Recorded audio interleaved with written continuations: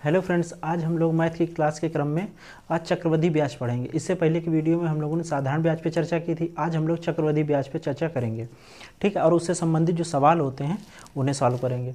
तो सबसे पहले हम लोग जान लेते हैं कि चक्रवृद्धि ब्याज क्या होता है, अंतर क्या है साधारण ब्याज और चक्रवृद्धि ब्याज में।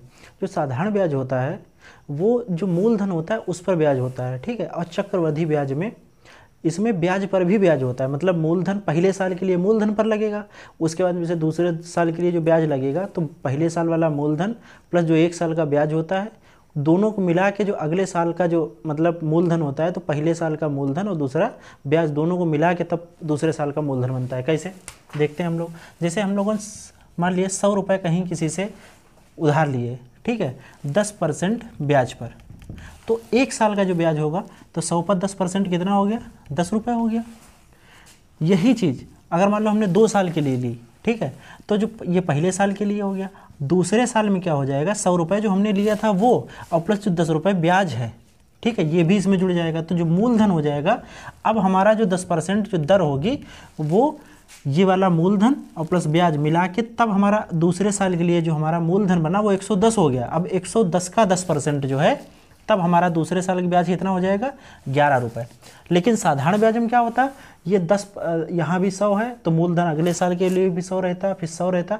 मतलब साधारण ब्याज में मूलधन पर ही ब्याज लगता है और चक्रवृद्धि ब्याज में एक साल के बाद जो हमारा ब्याज आता है, ब्याज भी मूलधन में जुड़ता रहता है, उस पर भी ब्याज पर ब्याज लगता रहता है। तो चक्रवृद्धि ब्याज में क्या होता है, ब्याज पर भी ब्याज लगता है, ब्याज पर भी ब्याज लगता है। तो ये जो है हमारा बेसिक अंतर है। अब हम लोग सीखेंगे चक्रवृद्धि ब्याज कैसे निकालते हैं, चक्रवृद्धि मिश्रधन कैसे निकालते हैं, उस पर आधारित सवाल भी करेंगे।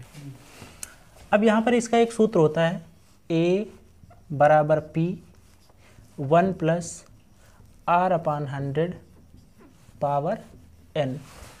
अब हम लोग साधारण ब्याज वाले में पढ़ चुके हैं कि A क्या होता है, ये अमाउंट होता है, मिश्रधन होता है। ये A क्या होता है, मिश्रधन होता है, मिश्रधन। मिश्रधन क्या होता है, मूलधन प्लस ब्याज, ठीक है। उसके बाद में ये P क्या होता है, हमारा मूलधन होता है, मूलधन। जो हम लोग किसी से उधार लेते हैं, चाहे बैंक से लें या कहीं से भी, जो हम लोग उधार लेते हैं उसे क्या बोलेंगे हम लोग, मूलधन। और R क्या होता है, ये दर होती है, R क्या होता है, दर होती है। और N यहाँ पर क्या होता है, N लिखें या हम लोग T भी लिख सकते हैं, ये होता है हमारा समय। ये क्या होता है, समय, ठीक है। तो ये हम लोगों ने समझ लिया। अब यहाँ पर इस सूत्र में हम लोग वैल्यू रखेंगे, उसके बाद उससे क्या निकलेगा, हमारा मिश्रधन निकलेगा हमेशा, ठीक है। अगर हमें ब्याज निकालना है तो मिश्रधन से हम लोग मूलधन घटा देंगे तो क्या आ जाएगा, हमारा ब्याज। तो अगर हमें चक्रवृद्धि ब्याज निकालना है, चक्रवृद्धि ब्याज अगर निकालना है तो क्या करना होगा, मिश्रधन से मिश्रधन माइनस मूलधन। मतलब अगर हमें कंपाउंड इंटरेस्ट निकालना है CI तो क्या करेंगे, A - P, जैसा कि हम लोग साधारण ब्याज में भी करते थे, ठीक है। तो इस तरीके से हम लोग सवाल लगाएंगे। अभी हम सवाल देखते हैं। अब हम लोग इस पर आधारित जो है, इस पर आधारित एक सवाल देख लेते हैं। अब देखो लिखा है 1000 रुपये का 5% वार्षिक ब्याज की दर से 2 वर्ष का चक्रवृद्धि मिश्रधन व ब्याज याद करो, ठीक, चक्रवृद्धि ब्याज। तो यहाँ पर हम लोग इस सूत्र में वैल्यू पुट कर देंगे। अब देखो यहाँ पर P हमारा क्या है, P मतलब प्रिंसिपल, P हमारा क्या है, 1000। P कितना है, 1000 हो गया, 1000 रुपये। R कितना है, 5% हो गया हमारा। फिर उसका समय कितना दिया है, N कितना दिया है, 2 वर्ष दिया है। पूछा क्या गया, चक्रवृद्धि मिश्रधन और चक्रवृद्धि ब्याज। मतलब A पूछा गया हमसे मिश्रधन, और ब्याज मतलब कंपाउंड इंटरेस्ट पूछा गया है, ठीक है। अब इसमें हम लोग वैल्यू डाल देंगे। A बराबर P की वैल्यू 1000 लिख लिया हमने। फिर 1 + R की वैल्यू 5/100, घात यहाँ पर n है तो घात कितनी, n कितना हो जाएगा, 2। अब हम लोग यहाँ पर काट देंगे, 5 × 1 = 5, 20 × 5 = 100। यहाँ हो गया 1000 गुणे 20 × 1 = 20 और 1 = 21, 21/20 हुआ, 21/20 घात 2। अब इसे 1000 गुणे, अब देखो घात 2 है तो हम इसे 2 बार लिख लेंगे, 21/20 गुणे 21/20। अब हम लोग इसे काट देंगे, 0 0 कट दिया, 2 0 इधर कट गए, 2 0 यहाँ कट गए। फिर 2 × 1 = 2, 2 × 5 = 10। अब यहाँ पर क्या करेंगे, 21 21 और 5, तो 5 गुणे 21 गुणे 21 बटे 2। अब जब हम लोग इसको गुणा करके जो उत्तर आएगा हमारा 2205 बटे 2।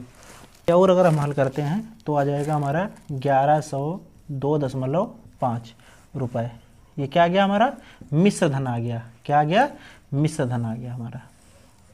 ठीक है, अब हमें निकालना क्या है? चक्रवृद्धि ब्याज। अब हमारा यहाँ पर ए आया है, अमाउंट आया है 1102.05। अब हमें क्या निकालना है? ब्याज निकालना है, चक्रवृद्धि ब्याज। अब चक्रवृद्धि ब्याज कैसे निकालेंगे? चक्रवृद्धि ब्याज, जब हमें चक्रवृद्धि ब्याज निकालना है तो जो मिश्रधन आया मतलब टोटल, उससे हम क्या कर दें? मूलधन घटा दें। तो चक्रवृद्धि मिश्रधन से मूलधन घटा दें। मूलधन मतलब मिश्रधन क्या होता है? ए माइनस पी कर दें। अब ए की वैल्यू क्या है यहाँ पर हमारी? 1102.50 माइनस, अब इससे मूलधन कितना है? 1000। 1000 यहाँ पर हम लोग घटा देंगे तो हमारा क्या बचेगा? 102.50। जीरो अपने बढ़ा सकते हैं। ठीक है, तो ये हमारा आ गया कंपाउंड इंटरेस्ट, चक्रवृद्धि ब्याज। ठीक है, अब इसी क्रम में एक सवाल और देखते हैं हम लोग। यहाँ पर दिया है 500 रुपये का 2.5% वार्षिक ब्याज की दर से 2 वर्ष का चक्रवृद्धि ब्याज याद करो। अब देखो यहाँ पर क्या है? पी कितना दिया है? 500, हम लोगों ने 500 लिख लिया। फिर आर कितना दिया है? 2.5%। फिर आगे समय कितना दिया है? n 2 दिया है। उसके बाद हम क्या पूछा गया? चक्रवृद्धि ब्याज पूछा गया है। तो मिश्रधन नहीं पूछा गया, चक्रवृद्धि ब्याज पूछा गया है। ठीक है, हम लोग फिर से इसी में वैल्यू रखेंगे। a बराबर p 1 + r/100n। अब p की वैल्यू कितनी है? 500, हम लोगों ने 500 रख दी। 1 + r कितना है? देखो r कितना है? 2.5। 2.5 यहाँ पर हम लोग स्मॉल r भी लिख सकते हैं, इससे कोई मतलब नहीं है। r की वैल्यू 2.5 हो गई अपान में 100। पावर n कितना दिया है? 2 दिया है, 2 लिख लिया हमने। ठीक है, अब दशमलव हटा देंगे, यहाँ 0 बढ़ा लेंगे। 25 सेकंड 25, 25 चक्कू 100, तो 25 चक्कू 100, 40 हो गया। 40 सेकंड 40 और 1 41। ठीक है, तो 500। फिर यहाँ पर 41, 41/40, 41/40 भाग 2। अब इसे हम लोग और सॉल्व करेंगे। 500, अब घात 2 है तो 2 बार लिख लेंगे, 41/40 को 2 बार। ठीक है, अब हम लोग 1 0 ये काट दिया, 1 ये काटा, 1 ये काटा, 1 1 काटा। अब ऊपर वाले गुणा कर लेंगे, उससे 4 चक्कू 16 से भाग कर देंगे। ठीक है, तो 5 गुणे 41 गुणे 41 बटे 4 चक्कू 16। अब इनकी गुणा करके जो आएगा उससे 16 से भाग कर देंगे, जो कि आया हमारा 8405/16। और इसे जब हम इसे भाग करेंगे 525.31 रुपये। ये हमारा क्या आ गया? मिश्र धन आ गया। ठीक है, क्योंकि पूछा यहाँ पर क्या है? चक्रवृद्धि ब्याज। तो हम लोग चक्रवृद्धि ब्याज कैसे निकालेंगे? चक्रवृद्धि ब्याज मिश्र धन जो हमें पूरा लौटाना होता है, उससे हम क्या करेंगे? मूलधन को घटा देंगे। तो यहाँ पर 525.31 माइनस मूलधन हमारा कितना है? 500। 500 हम लोग लेस कर देंगे तो कितना आ जाएगा? 25.31। ये क्या आ गया हमारा? कंपाउंड इंटरेस्ट आ गया, CI आ गया। चाहे हम लोग चक्रवृद्धि ब्याज लिखें या CI लिखें, ठीक है, एक ही चीज़ है। तो ये इतने रुपए हमारा चक्रवृद्धि ब्याज आ गया। अब यहाँ पर ये हमारा आंसर आ गया। अब इसी तरीके से कहीं कहीं क्या हुआ दिया होगा, कहीं ब्याज दिया होगा या मिश्रधन दिया होगा, समय पूछ लिया जाएगा, या कहीं पर दर पूछ ली जाएगी या मूलधन पूछ लिया जाएगा। ठीक है, मतलब अन्य चीज़ें दी होंगी, कोई एक चीज़ पूछ ली जाएगी, उससे संबंधित हम लोग अभी सवाल करते हैं। अब इसी क्रम में एक सवाल देखते हैं हम लोग। लिखा है वह धन ज्ञात करो जिसका मिश्रधन 4% चक्रवृद्धि ब्याज की दर से 2 वर्ष में 1352 हो जाएगा। ठीक है, अब देखो वह धन ज्ञात करो, यहाँ पर क्या निकालना है? हमें P निकालना है। ठीक है, P ज्ञात करना है। उसके अलावा दिया क्या है? R दिया है। R कितना दिया है? 4% दिया है।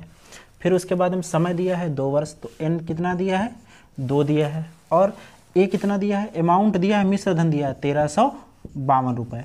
ठीक है, अब यहाँ पर हमें निकालना है P। हम लोग फार्मूला लिखेंगे, कौन सा?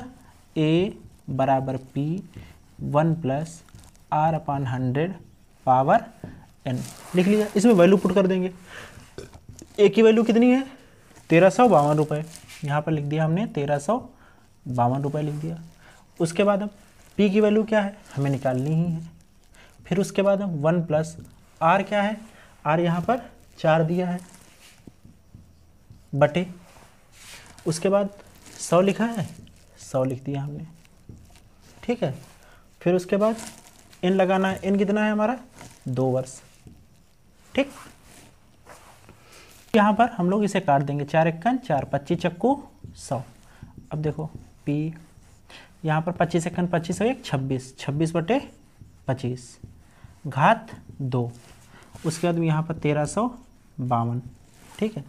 अब आगे हम बढ़ेंगे, यहाँ पर हो गया 1352 p, उसके अंदर 26 बटे 25 को कितनी बार लिखेंगे, गुणा करके 2 बार, क्योंकि घात है 2, तो 26 बटे 25 गुणे 26 बटे 25, ठीक है।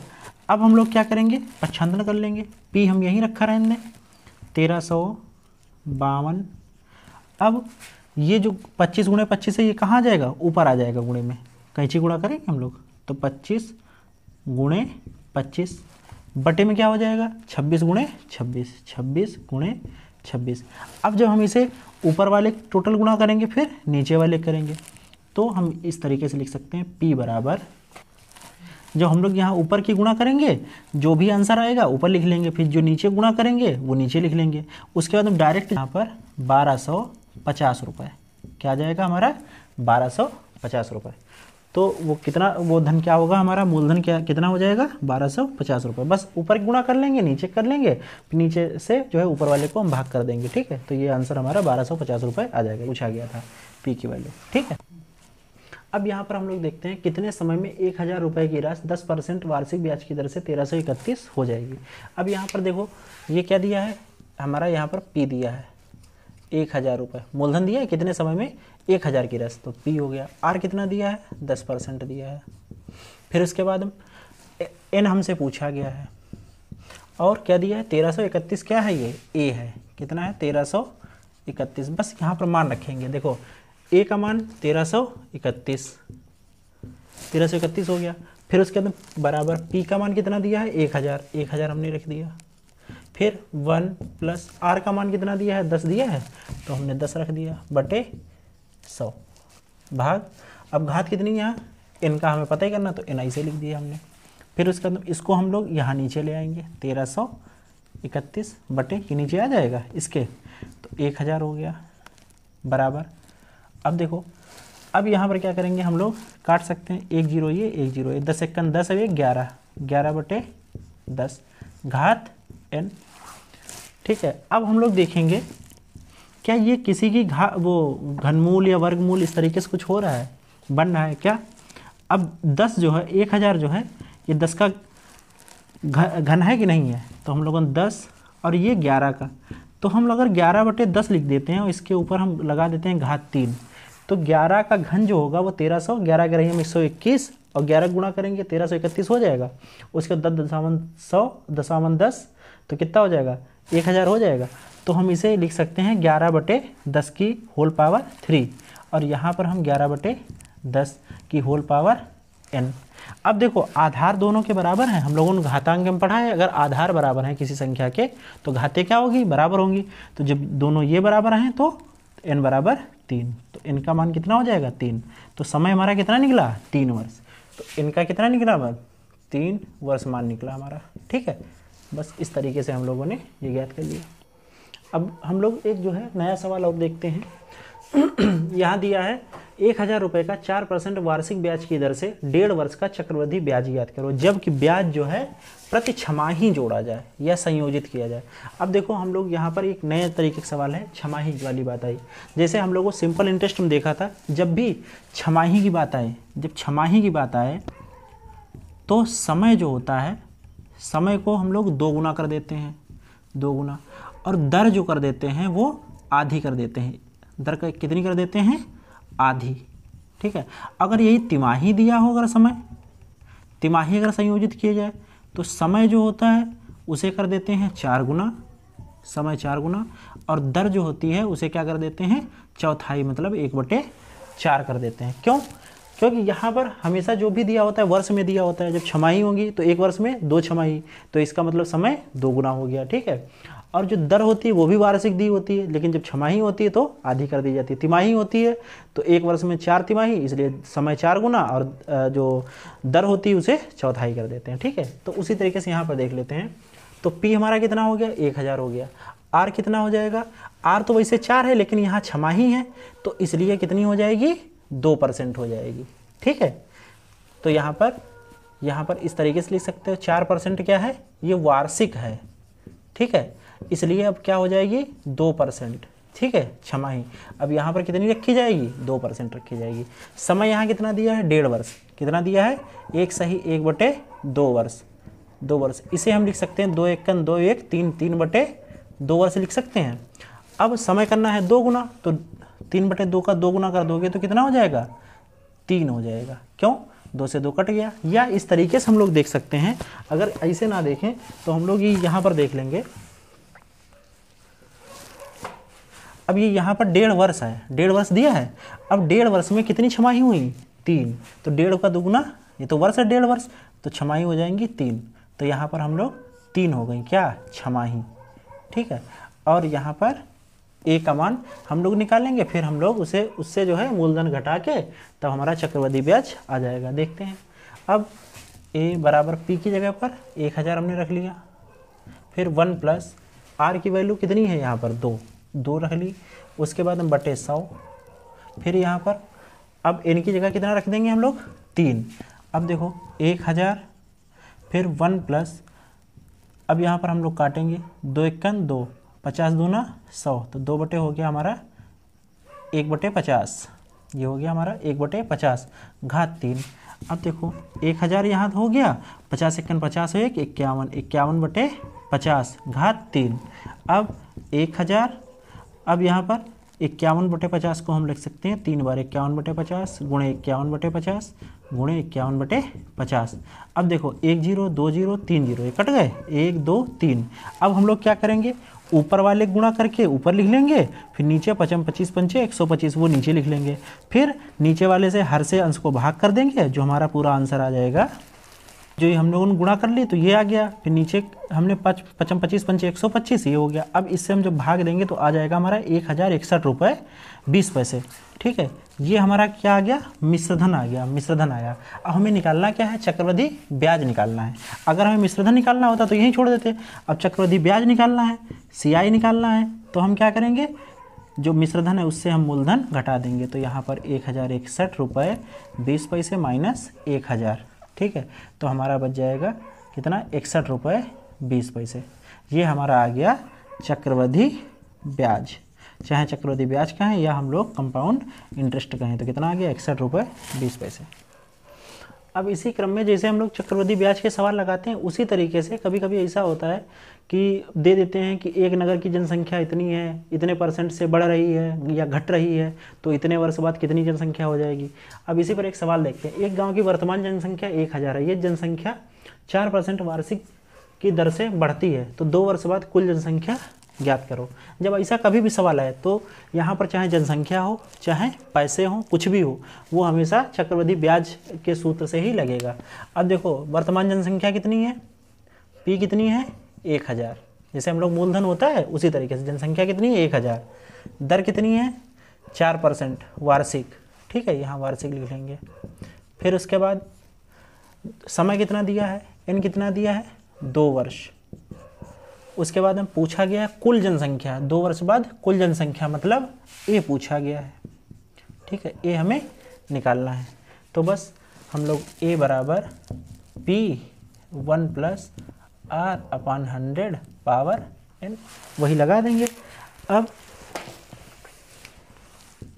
P का मान 1000 दिया है हमें, फिर 1 प्लस R का मान कितना दिया, 4%, 4 रखा बटे 100 घात कितनी है, 2 वर्ष। बस 1000।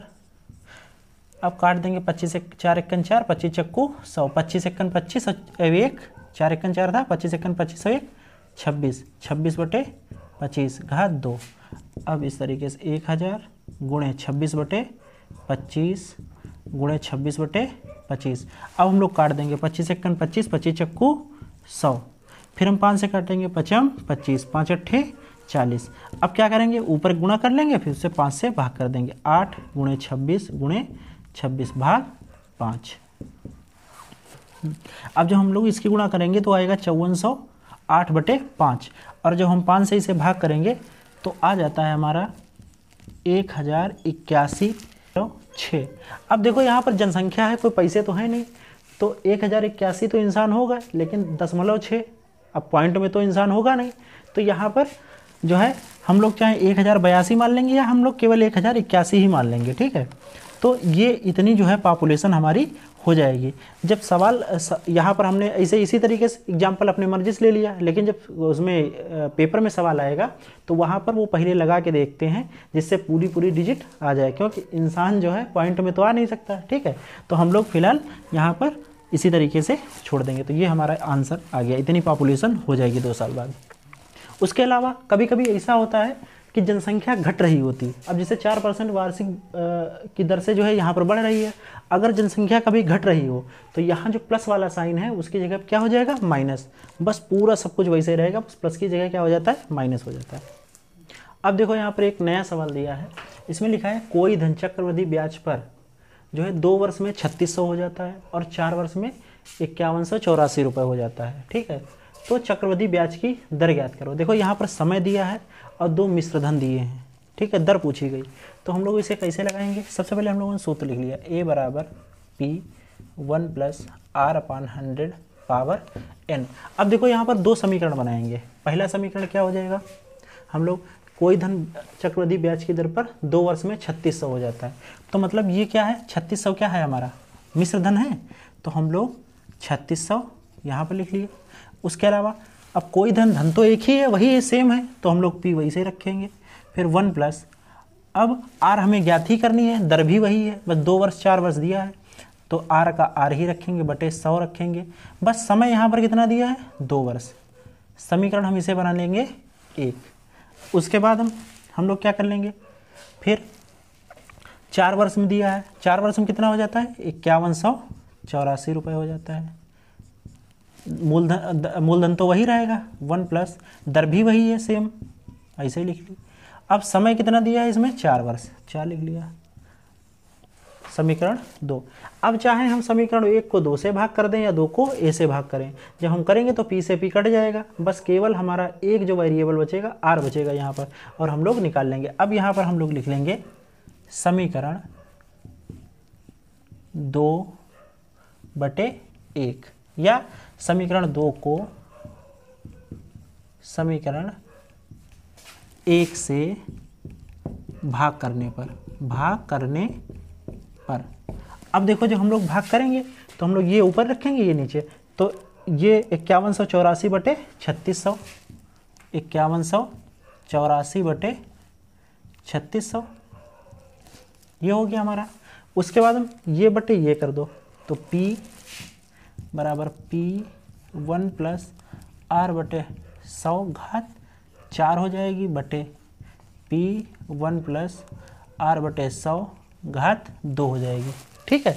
अब हम लोग यहाँ P से P कट गया हमारा।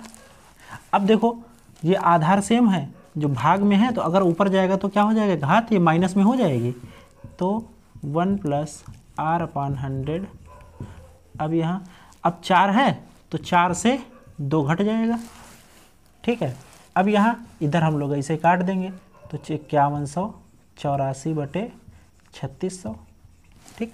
अब 4 से 2 घट जाएगा तो कितना बच जाएगा, केवल 2 बच जाएगा, ठीक है।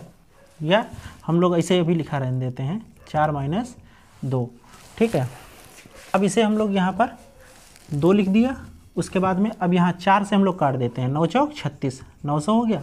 अब इसे 4 से अगर हम काटेंगे तो 4 × 1 = 4, 1 बचेगा 2, 4 × 2 = 8, 3 8 बचेगा, 4 × 9 = 36, फिर उसके बाद 24 बचेगा, तो 4 × 6 = 24, 1296 बच गया।